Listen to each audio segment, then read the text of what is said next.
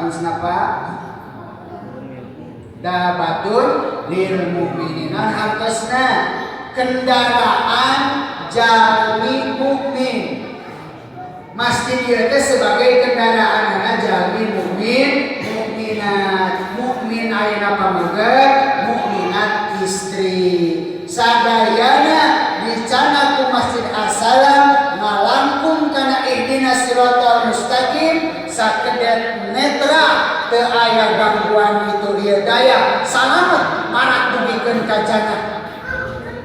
Muka pantona, muka jandelana bukupa ieu Masjid Assalam. Ayo warga kampung Cicugang sadayana ngilu ka kami cek ieu Masjid Assalam urang mentas kana ihdinas siratal mustaqim menuju kana jannah ridona Allah Subhanahu wa taala. Sadayana ralebet.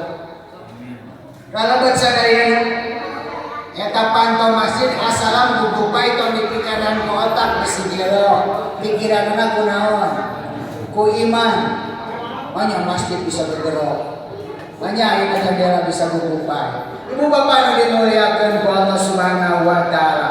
Golongan pertama salamet, sa'adatul darin, bagja dunia para kudikan akhirat. Lebet kana ayeuna ridona Allah, surgana Allah. Numpahkan ieu masjid sabab ieu masjid dabatul lil mukminin, kendaraan bagi orang-orang yang mukmin.